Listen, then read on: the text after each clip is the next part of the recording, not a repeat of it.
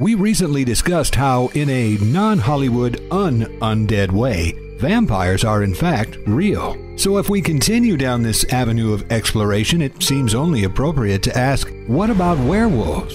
For countless centuries, where wolves were to blame for the slaughter of entire flocks of sheep, many were convinced werewolves were the actual culprits. Where what? Werewolves? Where who? Where's that howling coming from? Is it possible for some humans to be so cursed that they could actually morph into beasts that roam the earth at night, seeking to devour human flesh? In this episode, we examine accounts from ancient lore to modern myth in an attempt to reconcile one of the biggest superstitions of our day. Welcome to The Edge of Wonder. We're your hosts. I'm Rob. I'm Ben. Did you know that werewolves have a proper scientific name? They're called lycanthropes, and the ability to transform into a werewolf is lycanthropy. There's even a sickness called clinical lycanthropy, where people have a form of madness that makes them think they're werewolves and have the need to feed on human flesh. Like vampires, stories of shape-shifting humans exist in almost every culture. We don't do this often here, but we're going to make a prediction. As all of this deep state stuff comes to light and people start going through a huge spiritual awakening, people will not only start to accept possible supernormal explanations for things, but they'll also stop thinking the ancients were naive. Yeah. People will be reading ancient texts with a new view, and then they'll start creating their own books. In the spirit of that, what did the ancients say about werewolves, and does it actually make sense? Let's dive deep and see what we found out. One of the absolute first stories of werewolves is the story of King Lycaon, and he's an important one, so we're gonna tell that story here. King Lycaon of Arcadia ascended the throne from one of the first mortals said to walk on Earth. There are different versions of the story, but we'll focus on the one related to werewolves. Lycaon was seen as a mischievous king. To test him, Zeus descended, disguising himself as a common laborer. As people interacted with Zeus, they started seeing his divinity and began worshiping him. So Lycaon, in his arrogance, decided he'd test the so-called god to see if he was omnipotent. He made arrangements for a large banquet and sacrificed a child whose body was boiled and roasted and prepared into the main course. In one version of the story, it was Lycaon's own son that was sacrificed. When the meal was served, Zeus saw what was prepared for him. He then revealed himself and flipped the table in a wrathful anger. Zeus then struck down Lycaon's children. Lycaon, seeing this, fled, and as he fled, Zeus transformed him into a half-wolf, half-human creature. The son that was sacrificed by Lycaon was then resurrected, and he became the heir to the throne of Arcadia. Lycaon believed that he was above the gods. He thought so highly of himself that he thought he could get away with feeding a god of his own sacrificed children with no repercussions at all. Yeah. That's crazy. But Zeus cursed him by showing that if he were to act like an animal, that he would be cursed to become one. In Plato's Republic, Book 8, Plato references this myth directly to make a point about tyrants. It says, quote, that once someone tastes a bit of human innards mixed up with other sacrifices, he becomes a wolf by necessity. Petronius, a courtier during King Nero's reign, has a pretty amazing count as well. Easier to quote here. My master had gone to Capua to sell some old clothes. I seized the opportunity and persuaded our guest to bear me company about 5 miles out of town, for he was a soldier and as bold as death. We set out about cockcrow, and the moon shone bright as day, when, coming among some monuments, my man began to converse with the stars, whilst I jogged along singing and counting them. Presently, I looked back after him and saw him strip and lay his clothes by the side of the road. My heart was in my mouth in an instant. I stood like a corpse, when in a crack he was turned into a wolf. Don't think I'm joking. I would not tell you a lie for the finest fortune in the world. There's more to the story, but we've got to keep moving. Next up is the Greek historian and traveler who wrote at us, who said, it seems that the Nuri are sorcerers, if one is to believe the Scythians and the Greeks established in Scythia, for each Nurian changes himself, once in the year, into the form of a wolf, and he continues in that form for several days, after which he resumes his former shape. The Book of Werewolves, written by Sabine Baring-Gould in the 1890s, still holds as the most notable book on werewolves to date. In some of these stories, the skins of beasts were put on, and when combined with a ring of some sort, men could turn into werewolves. In some of these Norse stories, berserkers would also put on the skin of a wolf or bear and take on their characteristics, even foaming at the mouth while in a berserker charge. Speaking of bears, some of the stories in Sabine's book includes men that could shape-shift into werebears. Not Care Bears, werebears. In one of the most disturbing stories, an old king named Hring, who already had a son named Bjorn, had his men go abroad looking for a wife for him. They eventually came upon a mysterious woman named Hvit. They brought her back and the king got married.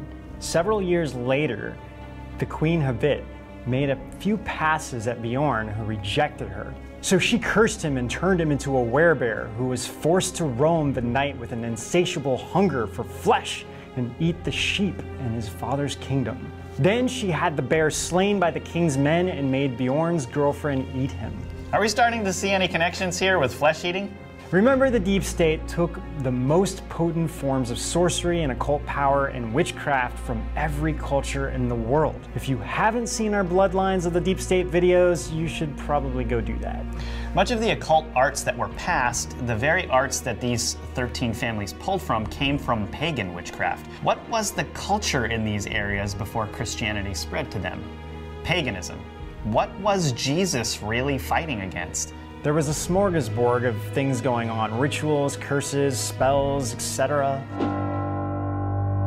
Speaking of witchcraft, in our last episode on vampires, we discussed a man who claimed to be a real-life ex-vampire, Bill Schnoebelen. Now remember, Bill's involvement and understandings of werewolves and vampire came from being involved in witchcraft and then getting himself involved in a satanic cult. While moving up in the ranks, he eventually made it to what he called the 7th degree in his cult. His satanic higher-ups at this point gave him a choice. He could either become a vampire and drink of the blood, or become a werewolf and eat of the flesh. In a series called Interview with an Ex-Vampire, Bill describes werewolves. Well, a werewolf is an individual who's usually, the technical term is a lycanthrope, a shapeshifter, and they're usually individual. It's very high up in the black arts and has achieved an incredible amount of demonic possession. In other words, they're very highly possessed by demons, and they basically have the ability at will to transform from a normal human being into this gigantic wolf-like thing that's between 7 and 8 feet tall, weighs more on fear of pounds, and can rip your head off. Bill also clarifies in his public interviews and lectures common misconceptions about werewolves. He says that a full moon isn't needed and that they can change whenever they want. However, he did say that silver really does work on werewolves because there are holy properties to silver.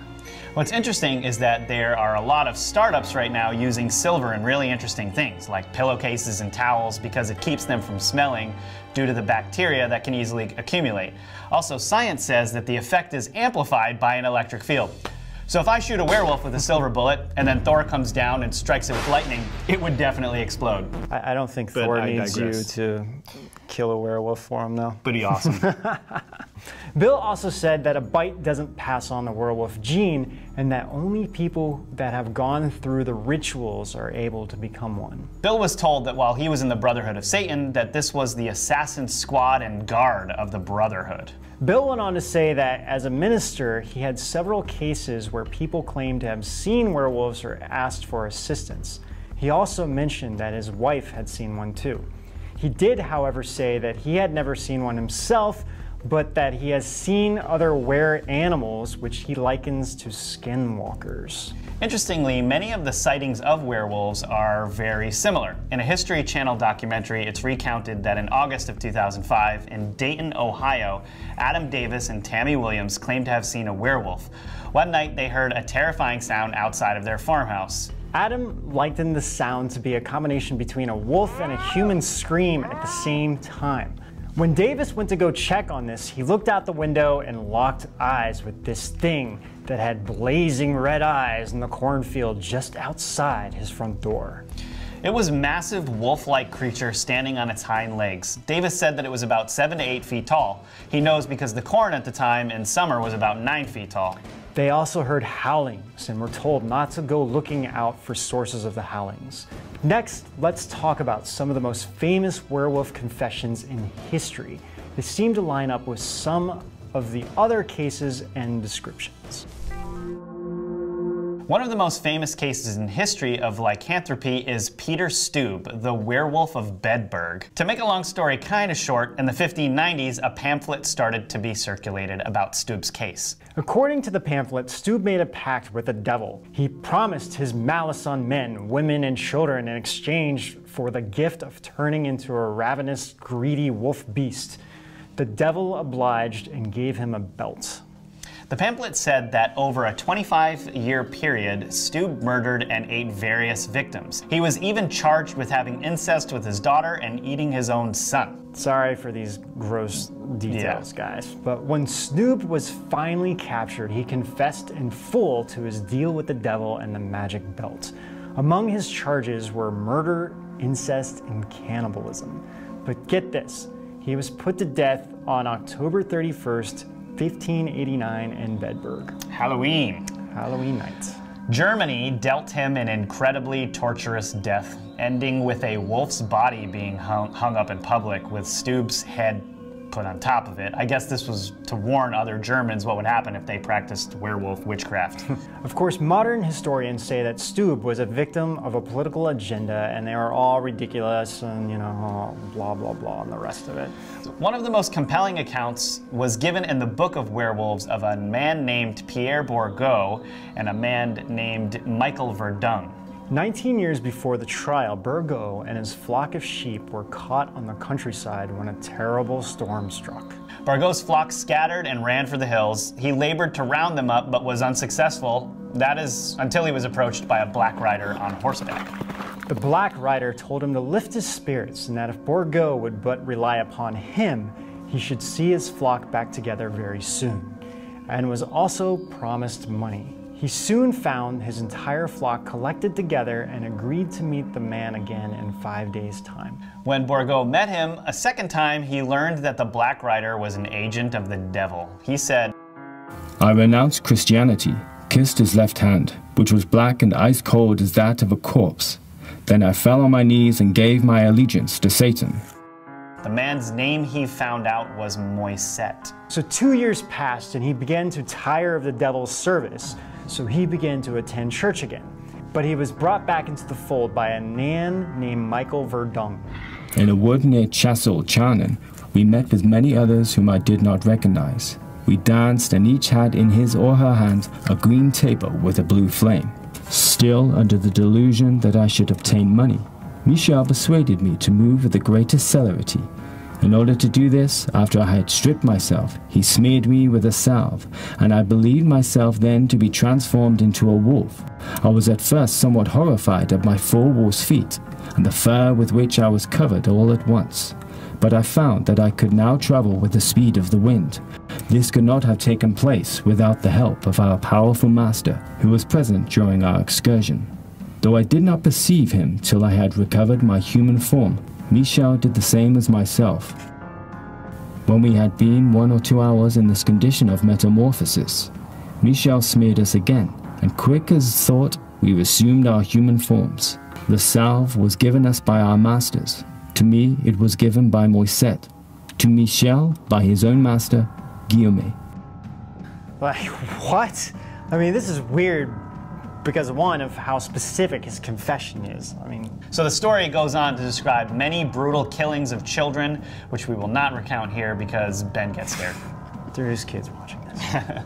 So they were eventually caught because court actually released a statement allowing those that were willing in the area to assemble with pikes, halberds, arquebuses, and sticks to chase and to pursue the said werewolf in every place where they may find or seize him.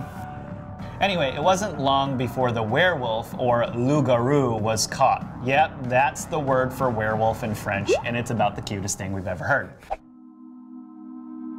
Hey Ben, I heard your brother saw one of these? What happened? So my brother's like very skeptical, right? He doesn't like, he believes in this stuff, like especially what we're doing, but he questions everything and he doesn't take it at face value for sure, right? So him and his wife decided to go down to Louisiana. And they were just they like wanted to go on the back roads. It was at night, they were driving, and she first saw something on the side of the road. And first they were like, oh, it's like a coyote or something, right? And my brother described this thing. It was on the side of the road, they were driving, and it like stood up on like hind legs, right? And it had these glowing red eyes, and he said it was about 8 feet tall. Whoa. And then, this is like exactly this is exactly it. And this is the Rugolo, the Lougarou, No, Lougarou, yes, that everyone talks about. And in Louisiana, you know, they speak French down there, so they call it Lougarou. Exactly. So it happened so fast, and then it like ran away, you know, went off the side of the road and went into like the woods and whatnot. So he said by the time they were trying to get out the phones and take a photo, it was already gone. So they go back into the town, and they're kind of asking people about this, and he's like everyone, especially in that area, because where they were was like a small area, like everyone knows each other and stuff, and everyone's like, oh yeah, you saw it, like everyone there knows about it. Wow. So, and you know, the weirdest thing about that area is there is so much voodoo. It's like the voodoo capital of America down there, right? It is. So voodoo is a very powerful form of witchcraft, apparently, according to Bill Schnoebelen. So maybe that's what's going on. Maybe. And yeah, and everyone knows about very paranormal things happening there. Yeah, it's just very normal. Everyone like talks about it, like openly, right? Yeah, and like they just know about it. So I'm from Columbus, Ohio. I can tell you a lot of weird things happen in Dayton. But I've seen a lot of weird things happening in Ohio. There's a lot of weird stuff happening in Ohio. So eventually we'll get there and do a whole episodes about Ohio. I think we should, right? That whole area, and even into Kentucky and West Virginia. Yeah, all my friends know about it too. About what? Ohio. Weird people in West Virginia. So, are werewolves real? I mean, it's up to you to look into this yourselves, but if you ask us, we're gonna say yes. Why? Because all a werewolf is a skinwalker. Bill Schnoebelen said that the reason why someone would decide to change into a werewolf instead of other animals is because of the extraordinary smelling capability along with the intelligence of the wolf. Transforming into something was connected to witchcraft, which we're really not exactly sure of the power of, especially when possession gets mixed into this. Not only are skinwalkers seen and discussed all over the United States, but they also have existed in China for centuries, where foxes and snakes were known to possess humans, and some would even shapeshift into them. But hey, that's a whole different episode, right? But who wants to see an episode on skinwalkers? Hey guys, hope you're enjoying this episode. If you want to watch the rest and get access to our full catalog of content with hundreds of videos that will keep you entertained for hours and hours, subscribe to rise.tv. Also, don't forget to hit like and subscribe so you don't miss a single new drop. Yeah, and we'll see you out on the edge.